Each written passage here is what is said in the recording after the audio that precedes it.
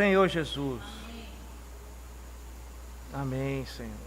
Senhor, ainda queremos orar ao Senhor e pedir a Tua graça mais uma vez nessa manhã, Senhor. Cobre-nos com o Teu precioso sangue. Nos limpa de toda a má consciência, de toda obra morta, Senhor. Nessa manhã queremos estar em novidade de vida para ouvir a Tua palavra. Honra a Tua palavra no meio de nós, Senhor. E glorifica a Tua palavra sobre nós. Ó Senhor Jesus, que ela tenha a primazia continuamente no nosso meio, Senhor. Ela seja a nossa régua de medir. Ela seja o nosso peso em medir todas as nossas atitudes na nossa vida. Muito obrigado, Senhor, por tudo que o Senhor tem nos falado até aqui. Até aqui tem nos trazido, Senhor. Muito obrigado, Senhor, por tão grande salvação e por ter nos mostrado o Teu braço forte para nós, Senhor. Ó, o nosso Senhor Jesus, o nosso Senhor amado. Muito obrigado por essa manhã.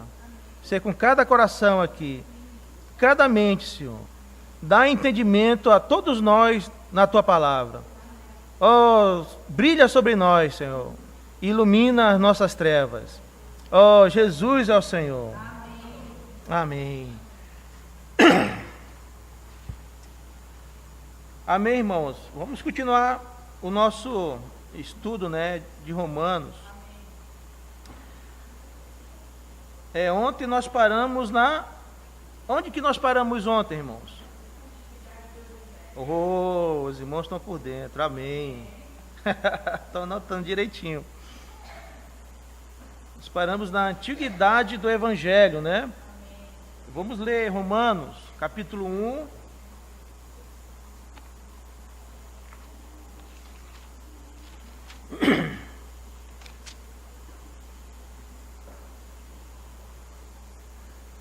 O versículo 2, não é isso?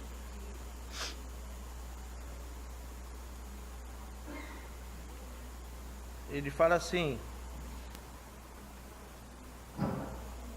no versículo anterior, o apóstolo fala que ele foi separado para o Evangelho de Deus, Aí ele continua no versículo 2, falando desse Evangelho. Ele fala assim, o qual foi por Deus outrora prometido por intermédio dos seus profetas nas Sagradas Escrituras, Então foi nesse ponto que nós paramos ontem. E vimos ali que o Evangelho ele não é um plano B, Como se o Senhor fosse pego de surpresa e tivesse que fazer um plano B para salvar o homem que Ele havia criado. Não, não é isso. Na realidade, o Evangelho ele já havia sido concebido na eternidade. O Cordeiro que se manifestou a nós, na realidade, há 2.000 anos atrás, ele já era bem conhecido na eternidade, como o apóstolo Pedro fala disso. O Cordeiro de Deus conhecido antes da fundação do mundo, mostrando que o Evangelho não foi um plano B para a salvação do homem. E o Senhor já sabia de tudo, que quando Ele criasse o homem ia cair, o homem ia se desviar do seu propósito. E o Senhor sabia também que um dia Ele ia ter que se encarnar, e morrer por esse homem que se havia perdido do seu propósito original. Tudo isso aí o Senhor sabia, certo? Então, o Evangelho, o qual nós conhecemos hoje, não foi um plano B, mas foi uma consumação já de um plano concebido na eternidade passada. E nós vimos que a antiguidade desse Evangelho, no capítulo 13, quando Paulo chega na cidade de Antioquia, da Pisídia, ele começa o seu Evangelho falando desde os patriarcas, certo? Passando pelo Egito, passando ali pelos tempos de Juízes, passando por Samuel, pelos reis, até ele mostrar Jesus Cristo. Vamos lá ver, em Atos 13.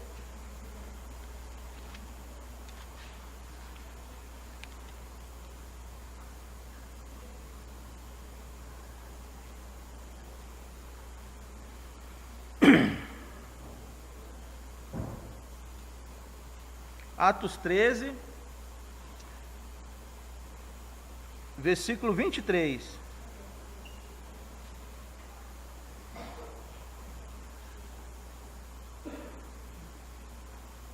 ele fala assim, da descendência deste, de quem?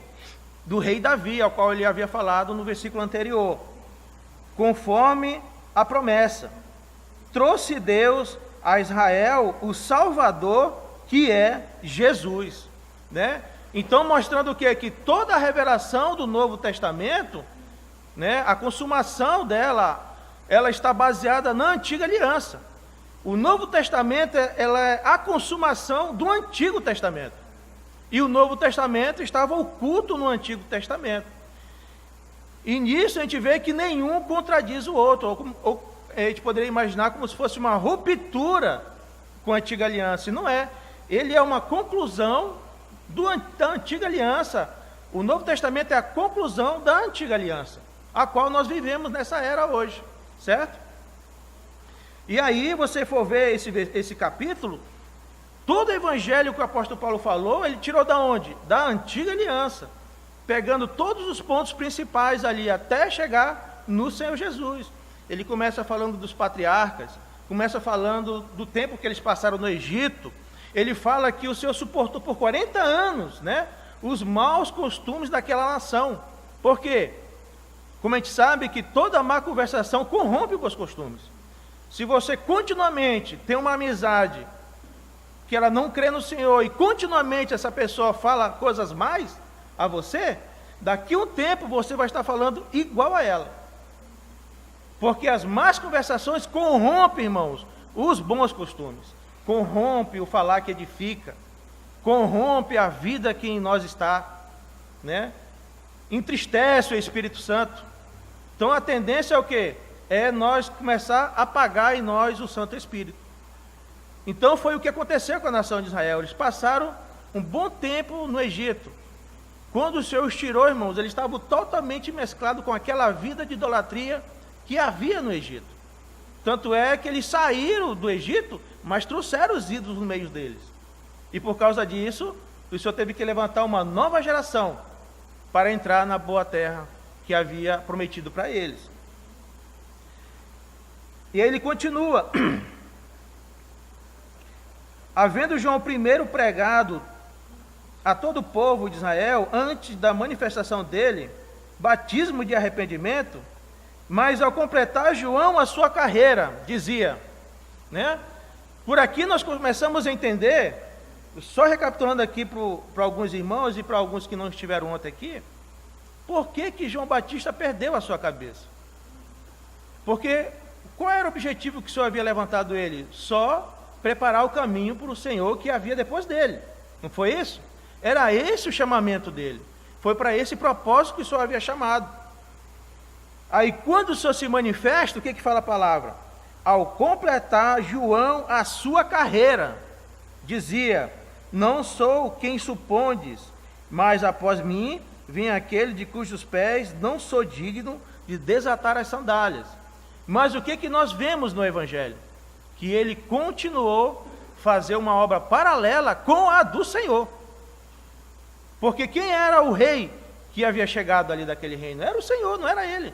Ele tinha que largar aquilo ali e seguir o Senhor junto. E obedecer o Senhor. Mas o que ele aconteceu? Ele fez uma obra paralela. E depois a gente viu o resultado dele. Foi encarcerado, depois decapitado, né? Porque o que ele estava fazendo estava ofuscando o que o Senhor tinha que fazer por meio do seu Filho, Jesus Cristo, né? Então possamos ver, irmãos, que toda obra, ela não provém de nós, ela provém do Senhor. A obra de edificação, ela é do Senhor, ela não é nossa. Nós somos apenas cooperadores com Ele, né? Se nós fizermos algo que danifique a obra do Senhor, é um versículo só que cabe a essa pessoa: horrível coisa é cair das mãos do Deus vivo, né? Então que não brinquemos com o Senhor. O Senhor é amor, mas também Ele é justiça, Ele também é fogo consumidor, né? E tudo é igual nele, não há diferenciação. Não há Ele é mais amor, é menos justiça ou pouco fogo. Ele é igual, não há mudança nele. Então por causa disso, né, podemos inferir que João Batista perdeu a sua vida por causa dessa atitude dele diante do rei, certo? Versículo 26. Irmãos, descendência de Abraão, e vós outros, os que temeis a Deus, né? A nós nos foi enviada a palavra desta salvação, pois os que habitam em Jerusalém e as suas autoridades, não conhecendo Jesus, nem os ensinos dos profetas, que se leem todos os sábados. Irmãos, que no nosso meio, né, não esteja acontecendo que possamos estar passando sábado e domingo e não estejamos entendendo o que o Senhor está fazendo no nosso meio, como acontecia com aqueles ali. Como a gente pode pegar um exemplo, o eunuco, vários e vários anos ele subindo ali em Jerusalém para aquela festa, saiu de lá, até não conhecia quem era o Messias, até que Felipe fosse a ele e revelasse para ele quem era o Messias, porque de tantos e tantos anos ele subindo lá, não conseguia entender, né? E aqui fala que não só ele, mas também as autoridades, né, e os escribas que liam a lei, não conseguiam entender a quem se referia a lei, ao que eles liam ali. E tem um versículo muito rico em 1 Coríntios, mas isso, irmão, foi tudo proposital pelo Senhor, tudo estava de acordo com o seu plano original, o plano de Deus. Paulo fala que, irmãos, se eles tivessem conhecido, né, tivessem reconhecido o Senhor, jamais eles teriam crucificado o Senhor da glória, né? Se eles conseguissem conhecer a quem ele se referia, o texto a qual eles liam todos os sábados, o Senhor nunca havia sido crucificado, e nós, irmãos, nunca teríamos sido salvos. Então tudo estava debaixo do plano original de Deus. Era necessário o Senhor morrer por cada um de nós, era necessário Ele morrer e ressuscitar para a nossa justificação, né? Então nada estava fora do seu plano, Ele quis dar a sua vida, ela não foi roubada do Senhor, né? Como a gente sabe, Ele é conhecido desde os tempos eternos, é o Cordeiro de Deus conhecido na eternidade.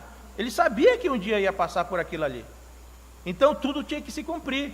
Um outro exemplo que a gente pode pegar nesse contexto é o exemplo de quando Pedro corta a orelha do servo do sumo sacerdote, né? Que foi ali para prender o Senhor. Aí o Senhor pega, calma, para que faz isso, né, Pedro? Quem lança a mão da espada, pela espada perecerá. Pegou a orelha do homem lá e colou de volta e disse: e como se cumprirão as escrituras sobre mim, Pedro? Se tu matar esse homem, se eu não for preso. Isso tem que acontecer, porque as escrituras têm que se cumprir, e as escrituras vão se cumprir, irmãos, uma a uma, nenhuma será deixada de lado. Antes que passe o céu e a terra, pode passar tudo isso, mas as palavras, as profecias que o Senhor falou, jamais passarão, elas vão se cumprir umas a uma, e estão se cumprindo diante dos nossos olhos, só não vê quem não quer ver, né? Quem já está, como a gente viu ontem, quem já não está sendo guiado pelo Espírito Santo. Um dos pontos que eu queria frisar novamente é que a gente fala muito em crescimento, a gente foi ensinado sobre nós isso aí, crescimento, como se a gente fosse só crescendo e não retrocedesse. Irmãos, não existe crescimento longe do Espírito. Paulo fala que os filhos maduros não é maduros porque eles em si mesmos são maduros. Ele fala que eles são maduros porque eles são guiados pelo Espírito Santo. Nós, irmãos, fora do Espírito, nós não somos pessoas maduras. Nós podemos conhecer toda a Bíblia, nós podemos ser um cabeção, um conhecedor de verdades, mas não uma pessoa madura. Uma pessoa madura é uma pessoa que ela é guiada continuamente pelo Espírito de Deus. E isso, irmãos, não compreende ao tempo de crença dela. Porque uma pessoa pode ter 40 anos e é uma infantil. E uma pessoa com 5 anos, ela é uma pessoa madura, porque ela é uma pessoa guiada pelo Espírito de Deus. Então, por isso, irmãos, que essa questão de crescimento, a qual nós fomos ensinados, é uma inverdade isso aí. Não é uma verdade completa. Porque nós devemos conhecer sim a Bíblia, mas porém ainda ser guiados pelo Espírito Santo. Caso ao contrário, será mais o conhecimento, como física, como matemática, outra matéria. secular. Será apenas o conhecimento para nós, mas não será a vida, não será a nossa vida verdadeira, se não for pelo Espírito Santo. Ó Senhor Jesus. Então, a antiguidade do Evangelho, irmãos, ela é desde os tempos eternos. Era algo que já vinha prenunciado, concebido na eternidade. O Evangelho, ele tem duplo atestado de autenticidade, né? A saber, os profetas do Antigo Testamento e os apóstolos do Novo Testamento. Queriam água.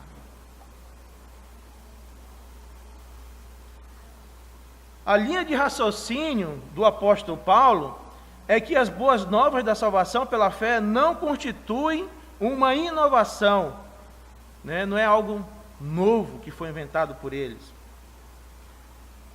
E que o cristianismo não é uma contradição ao judaísmo. Nós não estamos aqui para contradizer os judeus. Pelo contrário, nós estamos aqui para ajudar os judeus a verem Cristo na antiga aliança, que já havia sido prometido pelos profetas ali.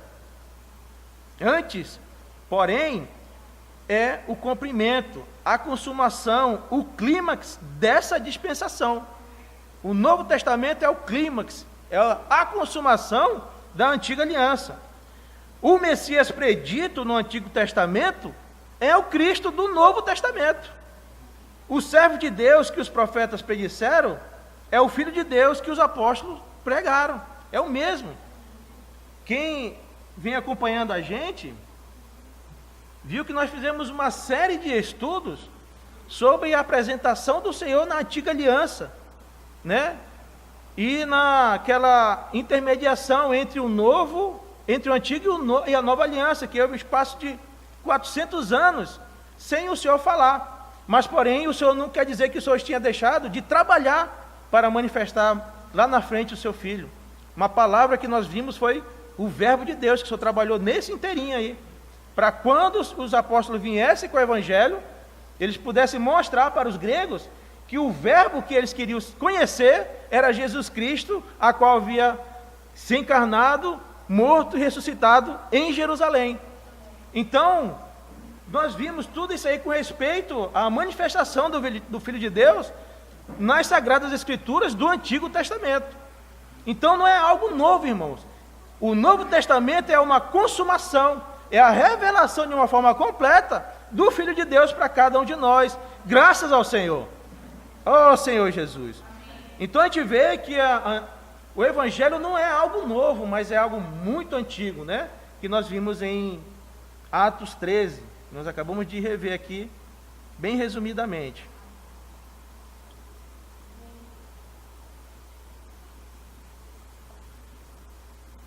Em quarto lugar, a essência do Evangelho, né? Agora, Romanos, versículo 3.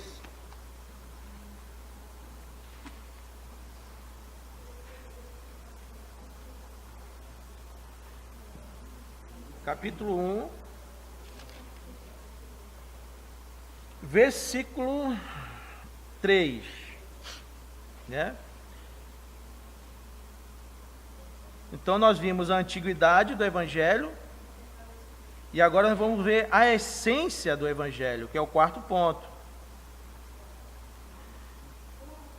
No versículo 3, que fala assim, no versículo 12 ele falou que esse Evangelho, para o qual ele foi separado, já havia sido prometido pelos profetas nas Sagradas Escrituras, e que tudo aquilo que se dizia era o que no versículo 3? Com respeito a seu filho, o qual, segundo a carne, veio da descendência de Davi. Então nós vamos entrar nesse versículo, né, com respeito ao seu filho. Romanos 1, versículo 3. Opa. O Evangelho de Deus tem um centro, né, onde tudo gira em redor dele.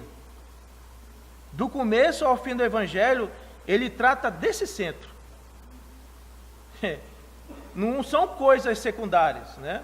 como o batismo e outros pontos, que são coisas secundárias. O centro do Evangelho é Cristo Jesus. Por isso que, quanto mais nós nos afastamos do Evangelho, também, irmãos, mais nos afastamos de Cristo Jesus. Porque Ele fala do Senhor, né? Ele mostra o caráter do Senhor, Ele mostra o amor do Senhor, Ele mostra o plano de Deus que Ele tem para cada um de nós, que Ele falou que Ele é fiel, porque foi Ele que começou a sua obra, e é Ele que vai terminar essa obra. Até o dia dele, Ele vai terminar a sua obra em cada um de nós. Ele é fiel, irmãos. Nós não podemos olhar para o que nós somos hoje. Nós devemos olhar para a palavra dele que prometeu que Ele vai completar a sua boa obra em nós. Ela é uma boa obra. Por mais que ainda tenha muitas dificuldades, que devemos tropeçar ainda, mas ainda assim ela é uma boa obra, irmãos. Porque nós caímos para mostrar quem nós somos. Mas por outro lado, o Senhor mostra o seu amor e a sua fidelidade a nos levar ao arrependimento, né? Como Ele fala, não sabeis que é o amor de Deus que nos conduz ao arrependimento? É a bondade dEle. Deus é bom para nós, irmãos, porque sem Ele, nem isso, nós conseguimos ver os nossos erros para nos arrepender, porque nós não nos conhecemos. Sem a luz do Senhor, jamais vamos saber o que nós estamos falando e fazendo é errado, porque nós somos caídos, irmãos. É o Espírito Santo que está em nós que nos mostra que é o pecado, o que é a justiça e que é o juízo de Deus. É Ele que nos fala continuamente. A gente pensa ali que o Espírito Santo, ele só faz essa obra no começo, quando nós cremos. Não, irmãos, ele continua a fazer isso dentro de nós, mostrando isso aqui é errado, isso aqui é errado a minha santidade, né? Rafaela, não fala isso aqui, não tem essa atitude, porque isso aqui vai me entristecer. É Ele que continua a falar o tempo todo para nós. Quando as coisas apertam às vezes de tal forma que a gente vê pelos 4 ângulos, não tem saída, só há uma saída para onde? Para cima. E aí é da onde Ele fala, te acalma que tem uma porta assim que eu vou abrir. E aí é onde você descansa o seu coração. Por mais que tudo esteja se quebrando e acabando, mas você tem fé naquele. Você conhece aquele que te salvou. Como o apóstolo Paulo fala, e estou bem certo de que Ele é poderoso para guardar o meu depósito até aquele dia. É essa fé, irmãos, que o Senhor quer nos dar, quer trabalhar em nós essa fé, né? Para que nós não dependamos das coisas desse mundo, mas dependamos dEle, da força dEle, da vida dEle. Porque se, como nós vimos ontem, se a nossa vida em Cristo se limita às coisas desta vida, nós somos o mais miserável de todos os homens, a palavra fala. Porque a nossa vida não depende dessas coisas, ela depende do Senhor. Ele fala, busca-me primeiro o meu reino e a minha justiça, e essas coisas vos serão acrescentadas. Mas primeiro quem? É Ele, irmãos, e o seu reino e a sua justiça. Viver uma vida justa diante dessa sociedade. Uma sociedade que é injusta, é adúltera, é idólatra. Pessoas ateas aí no meio. E o Senhor conta conosco, a nossa pessoa, irmãos, assim, como a irmã fala, os batatinhas mesmo, para ir contra toda essa sociedade degradada. É conosco que Ele conta. Ele não chamou pessoas especiais, a palavra fala, mas chamou as coisas loucas. Graças a Deus, porque somos loucos. Mas nós amamos o Senhor. E os sábios, o que eles entendem do Senhor? Pelo contrário, eles chamam o Senhor que é homossexual, é transexual, é viado, é gay. É esse o pensamento que eles têm do Senhor. Mas nós não. Nós conhecemos a quem nós temos crido. Oh Senhor Jesus, Ele é o Senhor, o Filho de Deus, o Todo-Poderoso. Ele é o Filho de Deus que morreu por cada um de nós, que viveu aqui 33 anos e meio, né? E morreu por amor a nós, irmãos. Não foi por outra coisa. Ele morreu porque tinha para me salvar e salvar todos nós aqui. E era necessário Ele padecer tudo aquilo ali. E não apenas nós, também os irmãos do Antigo Testamento, que morreram sem ver a manifestação do Filho de Deus, mas morreram crendo e saudando essas promessas de a longo tempo ia se cumprir. E eles foram salvos depois. E eles foram salvos depois e nós fomos salvos antes. Oh Senhor Jesus, que maravilhosa, irmãos, é a salvação de Deus para o homem. Salvou a todos aqueles que creram. Isaac, Noé, todos, irmãos, todos, Abel, todos foram salvos na pessoa do Senhor, porque eles creram nessa promessa do Messias. E nós cremos, porque também foi falado para nós sobre o Filho de Deus.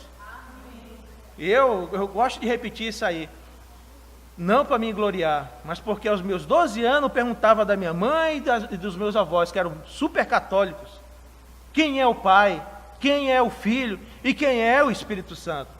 E eles, por serem católicos, não sabiam me responder quem era. Isso, irmãos, é o que acontece, que participa de reuniões após reuniões, mas não conhece a quem realmente é o dono da reunião. É como nós participamos de uma festa, de um aniversário de alguém, mas não conhecemos quem é a pessoa que é aniversariada. Que vergonha, irmãos, que vergonha. Ontem o irmão leu um texto em Oséias que não há conhecimento de Deus. E Paulo fala em 1 Coríntios que se nosso meio não tem alguém que conheça Deus, é para vergonha nossa. Porque no nosso meio, irmãos, é onde o Senhor tem que ser mais conhecido, não é no mundo, é no meio da sua igreja, que é a sua casa, que é a sua noiva, que é a sua família, que é a sua guerreira. Tudo isso aí é igreja para Deus. E se alguém chega no nosso meio e sai não entendendo quem é Deus, irmãos, vergonha para nós.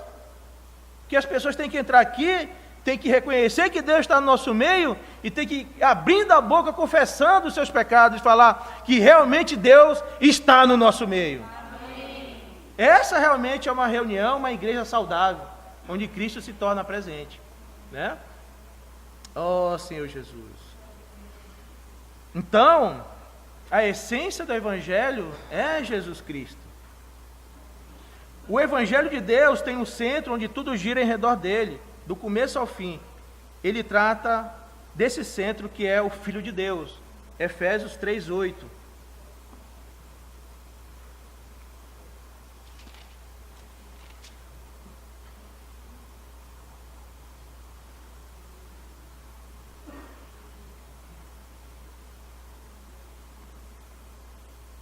Fala assim, versículo 7, né?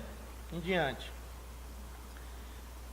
Do qual fui constituído ministro conforme o dom da graça de Deus a mim concedida, segundo a força operante do seu poder. Olha só, irmãos, o Espírito Santo aqui. A força operante do seu poder é o mesmo poder que ele se refere ao ressuscitar o Senhor. Então ele está se referindo ao Espírito Santo aqui, né? Como a gente viu, nós devemos ler o texto, né? E também explicar o que ele está dizendo.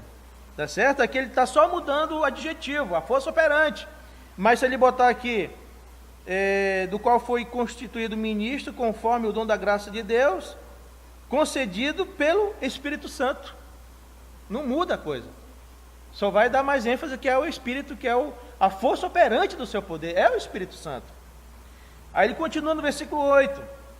A mim, o menor de todos os santos, me foi dada esta graça de pregar aos gentios o evangelho das insondáveis riquezas de Cristo.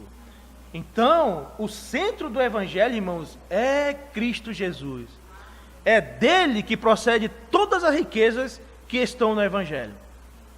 Nós nos apartamos do evangelho, irmão, nos apartamos de Cristo Jesus e de suas riquezas, certo? Por isso, apartar-se de Cristo Jesus, um passo que seja, significa afastar-se do Evangelho. Por isso devemos estar em Cristo, dependendo dele continuamente. Olha só, o testemunho que o apóstolo dá com respeito a essa prática na vida dele. 1 Timóteo,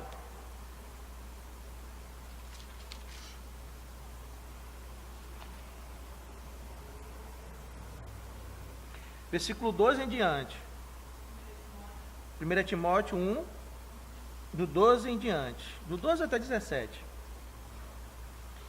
Ele fala assim, Santos, isso é uma vida, é a vida de uma pessoa que é centrada em Cristo. Olha a atitude dele. Sou grato para com aquele que me fortaleceu. Cristo Jesus, aleluia, nosso Senhor. Olha só, irmãos, ele fala assim com uma doçura, que se você, irmãos, estiver lendo no Espírito, você sente essa doçura. Você sente o amor dele sendo expresso pelas suas palavras ao Senhor. E ele fala assim, ó, sou grato para com aquele que me fortaleceu, Cristo Jesus, nosso Senhor, o qual me considerou fiel, designando-me para o ministério. A mim, que noutro tempo era blasfemo e perseguidor e insolente, irmãos. Tem algum aqui que não era? Quem não era aqui, levanta a mão. Quem não era? Senhor Jesus. Mas, irmãos, mas obtivemos misericórdia. Aleluia! Mas obtive misericórdia, pois o fiz na ignorância, na incredulidade. Transbordou, porém, a graça de nosso Senhor com fé e o amor, que aonde, irmãos?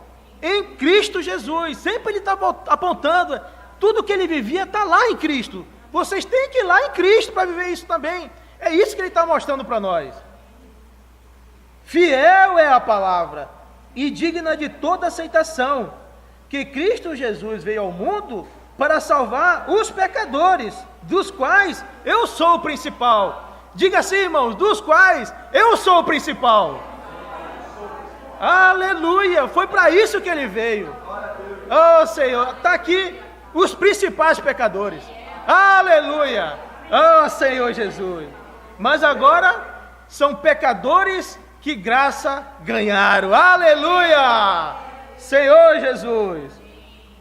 Mas por esta mesma razão me foi concedida misericórdia, para que em mim o principal evidenciasse Jesus Cristo, a sua completa longanimidade, e servisse eu de modelo a quantos hão de crer nele para a vida eterna.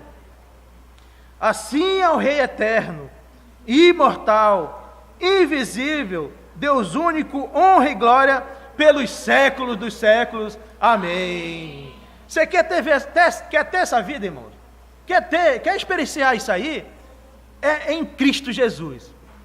Sabe por quê, irmãos? Todos aqueles que querem viver piedosamente, vírgula, em Cristo Jesus, serão perseguidos.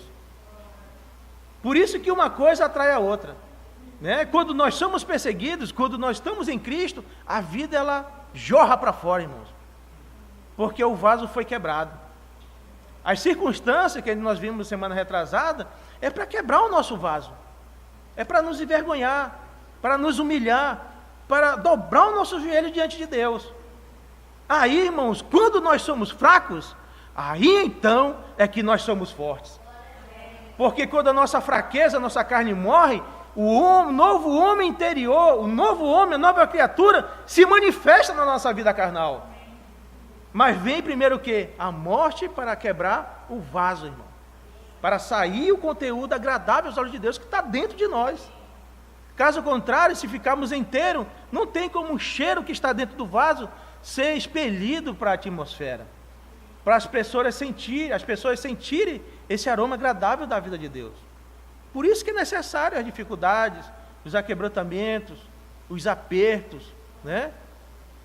Às vezes você compra uma fruta, ela está madura, mas ela está muito dura. O que você faz? Tem que dar uma batidinha nela, para ficar um pouco mais molinha, para você comer de uma forma mais agradável. Às vezes o Senhor faz assim com a gente. Podemos estar maduro, mas ainda está duro ainda. Aí tem que levar uma pancadinha para amolecer, né? Para ficar mais molinha, e assim o Senhor possa desfrutar dessa vida. Nós, irmãos, somos a verdadeira oferta agradável ao Senhor.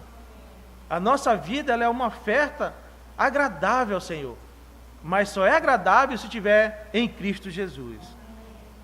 Vamos ver uma outra experiência do apóstolo Paulo, né, no Senhor. Filipenses 4.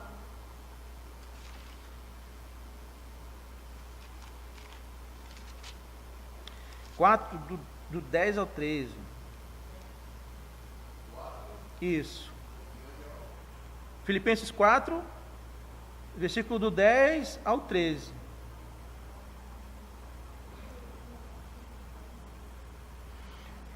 Ele fala assim: Alegrei-me sobremaneira, aonde, irmãos?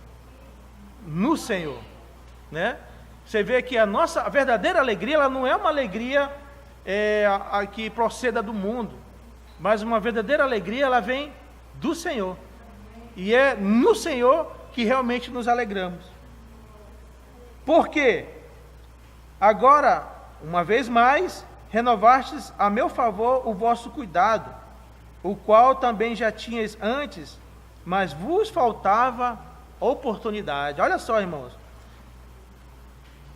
Filipenses era uma região pobre ali. A região onde eles estavam, Paulo dá testemunho em Corinto com respeito a eles, que levantaram uma grande oferta que foi acima das suas posses, né? Enquanto que ele estava pregando, falando para a igreja em Corinto, que era uma igreja rica, mas o que se dá a entender ali, que eles tinham dificuldade em dar contribuições ao apóstolo. Tanto é que ele fala que ele passou dificuldade no meio deles.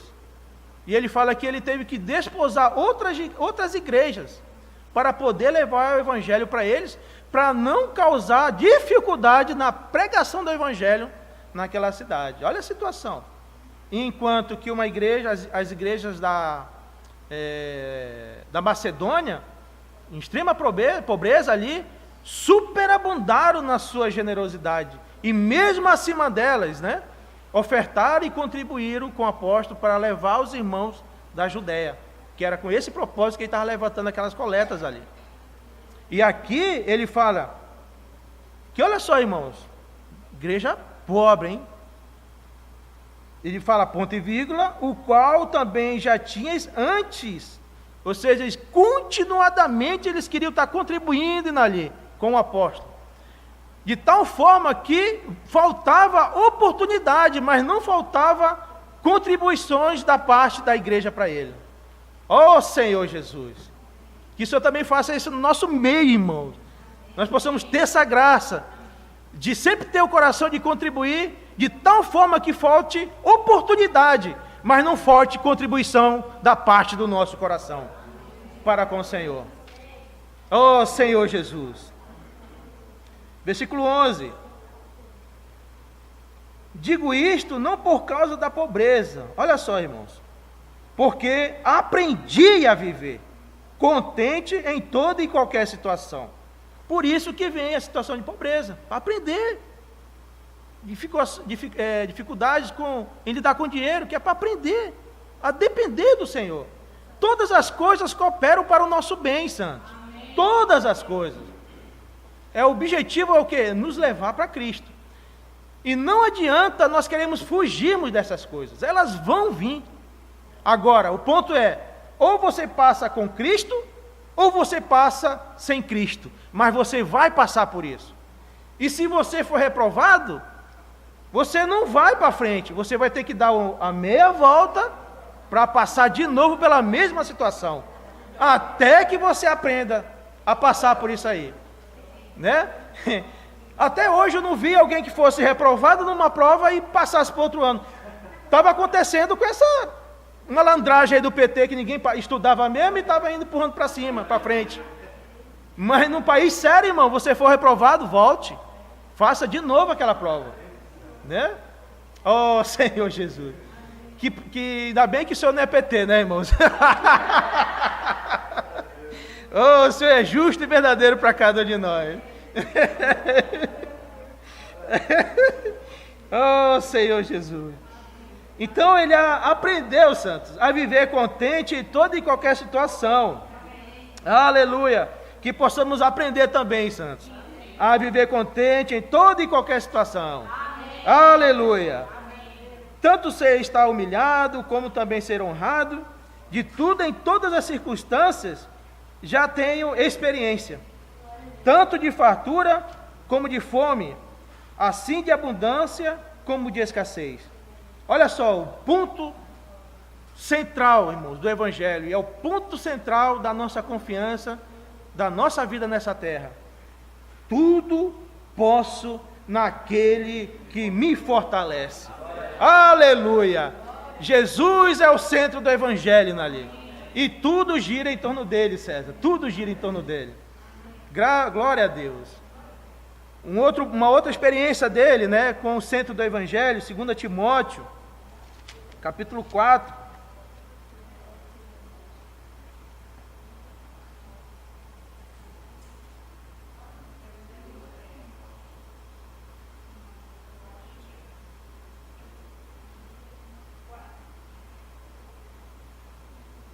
Do 9. 1 Timóteo.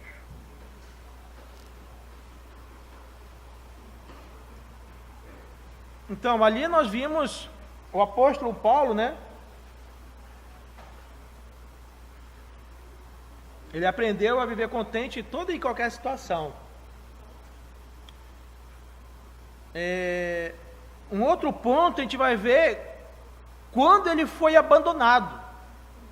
Ele preso e abandonado por aqueles irmãos que anos vinham cooperando com ele. Olha só. Por isso que devemos nos apegar ao Senhor e jamais a homem algum, somente ao Senhor. Ele é fiel, eu não sou fiel. Ninguém é fiel aqui, irmãos. Porque no momento nós estamos bem, mas depois nós podemos falhar uns com os outros. Mas Deus não muda. Ele é fiel. Olha só, versículo 4, 2 Timóteo 4, do 9 em diante. Procura vir ter comigo depressa, porque Demas, tendo amado o presente século, me abandonou e se foi para Tessalônica. Ponto e vírgula. O que quer dizer isso aí, Nali? Ponto e vírgula. Justamente. Crescente, olha só, era para estar com o apóstolo, mas olha só o que esses irmãos fizeram. Crescente foi para a Galácia. Era para estar junto com era no momento que o apóstolo mais precisava dele junto com ele. Certo? Mas o que eles fizeram? Foram largando o apóstolo. Crescente foi para a Galácia, Tito para a Dalmácia, e ele fala, o 11, somente Lucas está comigo. Né? O que escreveu o Evangelho e a Epístola de Lucas ali. Quanto a Tíquico, mandei-o até Éfeso. Quando vieres, está falando para Timóteo, né? Quando vieres, traze a capa que deixei em Trode, em casa de Carpo, bem como os livros e especialmente os pergaminhos, ou seja, o Evangelho. Nós podemos ler todos os livros, irmãos, livros saudáveis, mas o principal é o pergaminho, é o Evangelho de Deus. Esse nós não podemos deixar de ler. Alexandre o latoeiro casou-me muitos males. O Senhor lhe dará a paga segundo as suas obras. Tu, guarda-te também dele, porque resistiu fortemente às nossas palavras. Na minha primeira defesa, ninguém foi a meu favor. Antes todos me abandonaram. Que isto não lhe seja posto em conta. Olha só o 17. Ele foi abandonado por todos, irmãos, né? Menos Lucas que estava com ele ali. Mas o principal, qual era a força dele de ele não se desesperar e ser contra o Evangelho e querer fugir daquela situação? Mas ele fala assim, mas o Senhor me assistiu, aleluia, e me revestiu de forças, para que, por meu intermédio, a pregação fosse plenamente cumprida, e todos os gentios a ouvissem, e fui libertado da boca do leão. Ó Senhor Jesus! Você quer ser libertado da boca do leão, que está ao nosso derredor, que ruge, é depender do Senhor. Ele fala ali resistir, mas não é uma resistência da nossa própria força, mas é uma resistência em Cristo Jesus. E aí o Senhor nos liberta da boca do leão, né? Que é doido para nos tragar. Ele no versículo ele continua, o Senhor me livrará também de toda obra maligna, e me levará a salvo para o seu reino celestial. A Ele glória pelos séculos dos séculos. Amém! Aleluia! É esse Senhor que está conosco, irmãos. Se nós estamos nele, Ele nos livrará, irmão, de todo mal, de tudo. Agora, se nós queremos andar pela nossa própria vida, aí nós vamos ter problema. Porque aí nós vamos sair debaixo da guarda do Senhor, vamos querer viver a nossa própria vida. E quem é a primeira coisa que vai se levantar? É a nossa própria carne, é a primeira a se levantar para acabar com a nossa vida de vez, né? A nossa vida de comunhão com o Senhor. Então, irmãos, a essência do Evangelho é essa pessoa maravilhosa, que dá força para nós sermos tranquilos em toda e qualquer situação, que nos assiste quando nós somos abandonados. Todos podem nos abandonar, mas o Senhor jamais nos abandonará.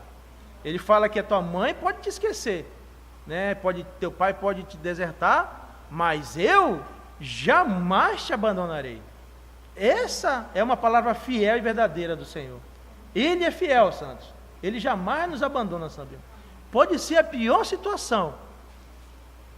Pode o marido até deixar a pessoa só, mas ele não abandona. Jamais abandonará. Oh, Senhor Jesus. Amém.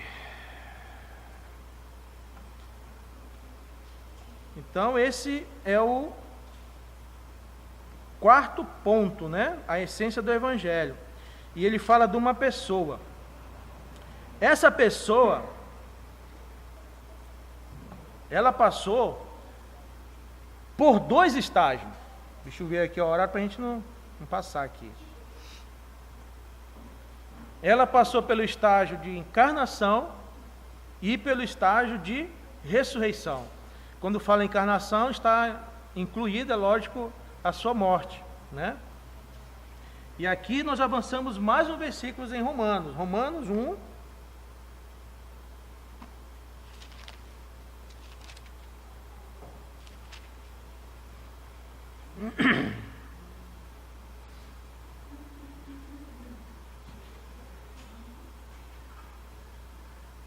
Romanos 1, versículo 3 e 4. Fala assim: nós vimos que a essência do Evangelho é o Filho de Deus, né, o centro. E ele fala assim, o qual, segundo a carne, veio da descendência de Davi. E no versículo 4, no comecinho ele fala: e foi designado Filho de Deus com poder, segundo o Espírito de santidade, pela ressurreição dos mortos, a saber, Jesus Cristo, nosso Senhor. Então ele começa agora a falar que essa essência, que é o próprio Senhor, a essência, o centro do Evangelho, ele se encarnou. E que ele veio da descendência de Davi, né? Nós vimos ali, ontem, vamos repetir hoje de novo, 2 Samuel,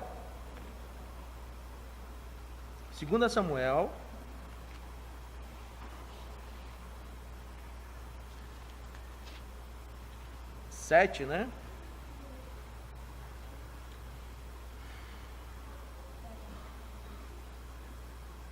Versículo 12, o 13 e o 16. Ele fala assim para Davi, o Senhor falando para Davi, o Natan falando para Davi, né? As palavras que Deus havia dado para ele. 2 Samuel 7, versículo 12, 13 e 14. Ele fala ali que ele veio da descendência de Davi, né? E isso está confirmando, a própria antiga aliança confirma isso. Como nós estamos vendo também que o Novo Testamento, ele não confronta a antiga aliança, na realidade é apenas uma consumação. No versículo 12 ele fala assim: quando teus dias se cumprirem, né, e descansares com teus pais, então farei levantar depois de ti o teu descendente, que procederá de ti, e estabelecerei o seu reino. Este edificará uma casa ao meu nome. Glória a Deus. Está aqui a casa, irmãos. A igreja é uma casa ao nome do Senhor. E eu estabelecerei para sempre o trono do seu reino. Versículo 16. Porém, a tua casa e o teu reino serão firmados para sempre diante de ti. Teu trono será estabelecido para sempre. Então ele está falando aqui da encarnação do Messias, né? Está falando que depois que ele encerrar os dias dele, e ele for ajuntado com seus pais, depois dele, ele vai levantar, ele vai suscitar esse descendente, e que o reino dele jamais terá fim, vai ser colocado para sempre esse reino, né?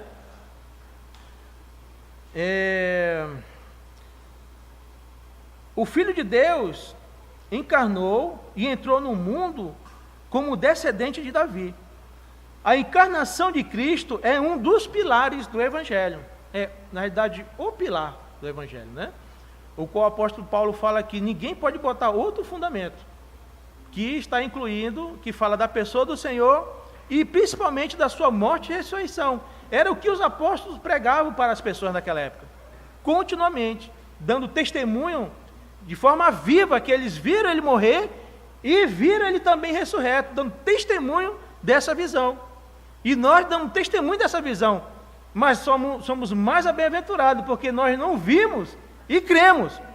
Eles, porém, viram e creram, tiveram que ver para crer.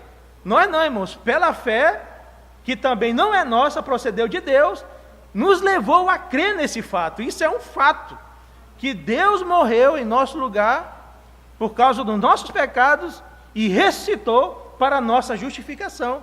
E isso nós cremos por fé, e é esse testemunho que temos que levar para as pessoas. E depois as outras coisas são secundárias, né? Mas o primeiro é o que? É Cristo Jesus, e este crucificado, que devemos apresentar às pessoas, né? Não é falar de milagres, de poder e outras coisas seculares, é o Senhor. Ele é o centro do Evangelho. As pessoas têm que crer, não é em sinais, as pessoas têm que crer no Senhor. É isso que elas têm que crer. Os pilares do Evangelho. Fala do seu atestado de humilhação. O Verbo de Deus se fez carne. O Deus eterno entrou no tempo. Aquele que preenche todas as coisas se esvaziou. Puxa vida! O Senhor do universo se fez servo. O bendito Deus se fez homem. Aquele que é bendito eternamente se fez maldição por nós. O Santo de Israel se fez pecado. Aquele que não conheceu pecado, Deus o fez pecado por nós. O autor da vida, irmãos, o imortal, morreu em morte de cruz. Vai entender um negócio desse aí. Explica um negócio desse daí. Como que o imortal morre? Mas ele morreu, irmãos, por cada um de nós. Olha o tamanho amor que é demonstrado pelo Senhor nesses pontos aqui que foram falados, irmãos. E às vezes nós largamos o Senhor por uma mínima coisa. Se o Senhor foi capaz de fazer tudo isso, irmãos, para nos alcançar, o que Ele não é capaz de fazer agora, uma vez já salvo, por nós? Paulo fala que se Ele não poupou o seu próprio filho, nós sendo inimigos, Sabrina, Ele não poupou o seu próprio filho. Quanto mais agora sendo amigos, irmãos, o que Ele não vai fazer na nossa vida para trabalhar, para completar a sua boa obra em nós? Oh, Senhor Jesus, que amor, irmãos, que amor é esse, né? Que maravilha. Aí ainda tem mais um ponto, olha só. No instante da sua crucificação, o sol da justiça foi eclipsado. Ele é o sol da justiça, se tornou negro. Ele foi eclipsado, irmão, por amor a nós. Durante aquelas horas horríveis em que ele sofreu a execução penal da ira divina contra o pecado, o nosso pecado. E não apenas isso, irmãos, e tudo isso aí ele aguentou calado. Agora, o que foi mais doído que ele sentiu foi aquela comunhão que ele tinha na eternidade passada, sempre teve. Ele perdeu a face do Pai. Ele foi abandonado pelo Pai, irmãos, para que nós não soubéssemos o que é ser abandonado pelo Pai. Ele passou por isso. Uma dor que o próprio Caim passou. Falou, tamanho é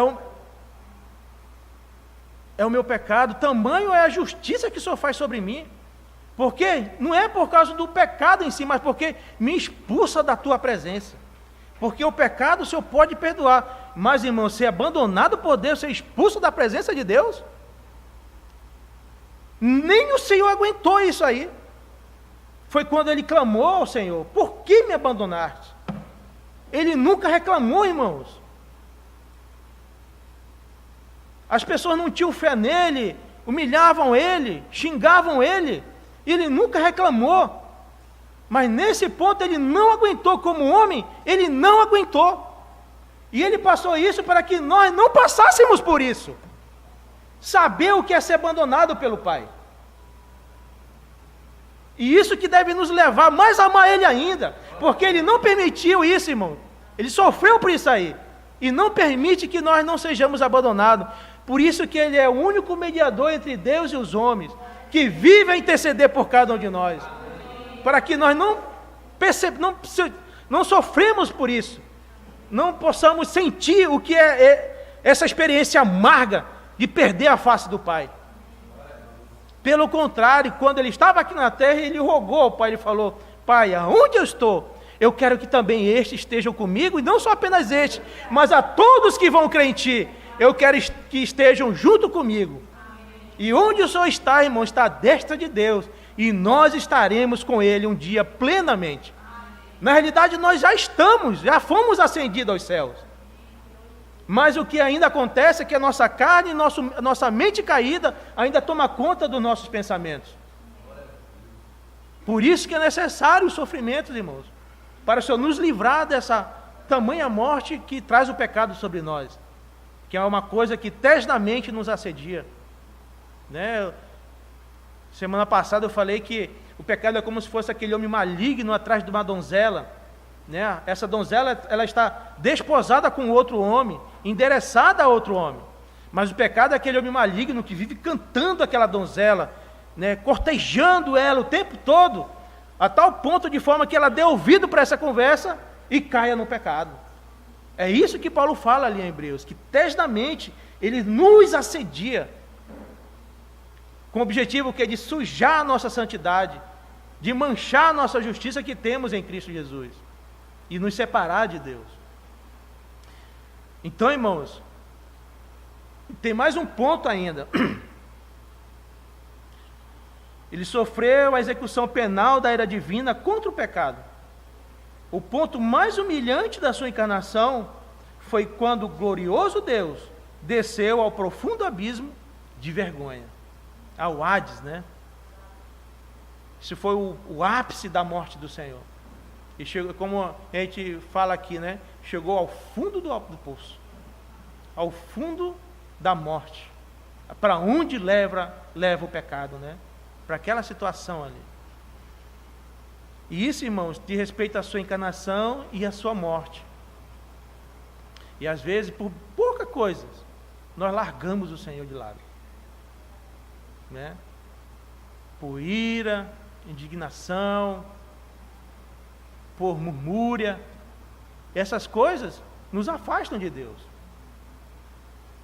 Paulo fala para nós desenvolvermos a nossa salvação sem murmuração, porque se murmurarmos contra a mão que está trabalhando conosco, irmãos, isso nos aparta do seu trabalhar. Nós devemos beijar a mão que trata conosco, essa mão bendita que é a mão do nosso Pai. Que Ele nos açoita não é porque não nos ama, pelo contrário, é porque Ele nos ama, para nos livrar da nossa carne. Então, o Senhor chegou a esse mais profundo abismo, irmão, por cada um de nós, que possamos ser como o apóstolo Paulo, nos apegar a Ele com amor, nos apegar ao Senhor com amor, e dedicar a nossa vida a Ele, né? Para que, quando vier as circunstâncias, nós possamos passar por ela, Renato, no Senhor, né? E não fora dele, Porque se passarmos fora dele, vamos fazer como eu acabei de falar, vamos dar a meia volta, volte lá para a fila de novo, passe de novo por aqui. Até você aprender a passar por isso. Ó Senhor Jesus. Mas, irmãos, queria ler com os irmãos aqui Atos.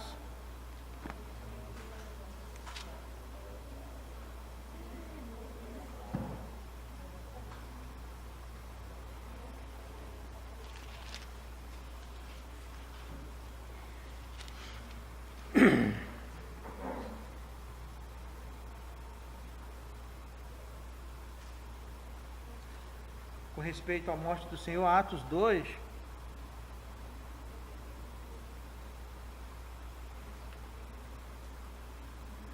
versículo 22, fala assim: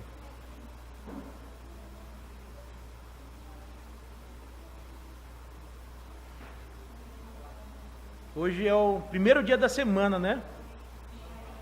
E no próximo primeiro dia da semana, que é o último domingo do mês, teremos a ceia do Senhor. E que até lá, irmãos, possamos guardar essas palavras no nosso coração. E possamos realmente fazer uma festa ao Senhor.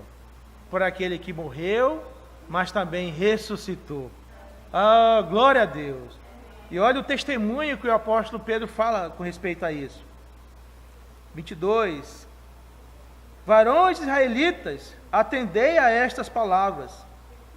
Jesus o Nazareno, varão aprovado por Deus diante de vós com milagres, prodígios e sinais, os quais o próprio Deus realizou por intermédio dele entre vós, como vós mesmos sabeis, sendo este entregue pelo determinado desígnio e presciência de Deus, vós o mataste, crucificando por mãos de iníquos, ao qual, porém, Deus ressuscitou, ó Senhor Jesus, rompendo os grilhões da morte, porquanto não era possível fosse ele retido por ela. Glória a Deus. Sim, irmãos, ele chegou ao mais profundo abismo, ele foi no fundo do poço da sua morte, mas a morte não podia segurar ele, porque nele não havia pecado algum, era uma pessoa justa diante de Deus, e por isso o Senhor o ressuscitou. É isso que fala Romanos. Vamos lá em Romanos.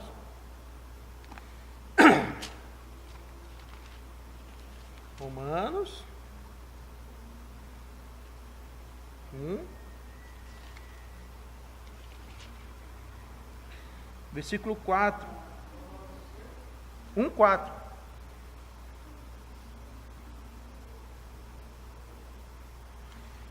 E foi designado o Filho de Deus com poder, segundo o Espírito de Santidade, pela ressurreição dos mortos, a saber, Jesus Cristo, nosso Senhor. Aleluia! Ele, irmãos, os apóstolos conheceram as duas fases do Senhor. Quando ele se encarnou, ele era Filho de Deus, mas em humilhação. Mas após a ressurreição, agora ele era o Filho de Deus em poder. Porque a sua morte finalizava os sofrimentos messiânicos que estavam escritos sobre ele.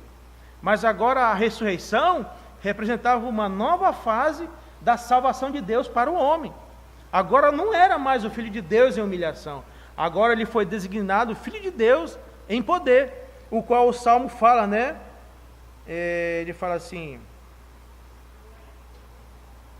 Tu és o meu filho, eu hoje te gerei. Que a gente leu, queria reler com os irmãos Atos 13, nesse ponto. Atos 13, 33.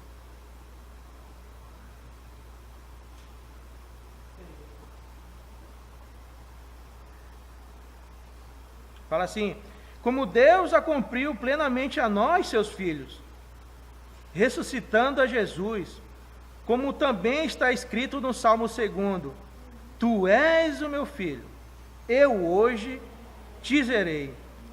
Aleluia. E que Deus o ressuscitou dentre os mortos, para que jamais voltasse à corrupção, né? Então, agora, naquele momento da ressurreição, se cumpriu o que está escrito no Salmo 2: Tu és o meu filho, eu hoje te gerei. Não quer dizer que quando ele se encarnou, ele deixou de ser filho, né? Mas que aquele verbo de Deus que se encarnou e tabernaculou no nosso meio, ele era agora em humilhação, reconhecido em figura humana. Mas após a ressurreição, agora não é mais aquilo. Agora é o Filho de Deus em poder. Poder esse que irá ser demonstrado agora no Armagedon, né? Para as nações verem que esse filho não é mais aquele filho que eles mataram, esbofetearam e fizeram o que quiseram com ele. Agora ele vai demonstrar o seu poder, que foi conferido a ele pelo Pai, né? Continuando aqui, agora a ressurreição. Isso, irmãos, é a essência do Evangelho, da pessoa de Deus. Sua encarnação, morte, agora a sua ressurreição, que a gente vai tocar nesse ponto. Senhor Jesus, já deu 1 hora? 10 minutos? Então amém. Vai acabar a bateria ali. Bom, irmãos, então vamos... Lembre, paramos na ressurreição do Senhor. Aí no próximo sábado e domingo a gente continua esse estudo. Porque a bateria também da filmadora está acabando. E também já passamos mais de 1 hora. Nós não percebemos, já passamos mais de 1 hora aqui. Senhor Jesus, obrigado, Senhor. Obrigado. Ensina-nos, Senhor, a não te abandonar, Pai. Rogamos ao Senhor que não nos deixe enfraquecer. Senhor, nos livra das nossas tentações, Pai. Livra-nos da nossa carne. Queremos estar continuamente apegados a Ti, Senhor. Queremos Te amar e falar o nosso Senhor amado. Livra-nos, Paizinho. Livra-nos de toda essa semana, de todo o mal. De tudo aquilo que possamos fazer que é mal aos Teus olhos. Queremos viver uma vida santa, justa, íntegras aos Teus olhos, Paizinho. Ó, por meio da Tua vida que está em nós, que foi transmitida pelo Espírito Santo. Obrigado, Senhor, por tão grande salvação. Obrigado por estar abrindo para nós Romanos, Senhor. Abre-nos mais essa carta. Queremos Te ver continuamente, Senhor, diante dos nossos olhos, a Tua beleza, a Tua glória e a Tua santidade. Senhor, sê conosco nesse final de dia. Ó, Jesus é o Senhor. Aleluia.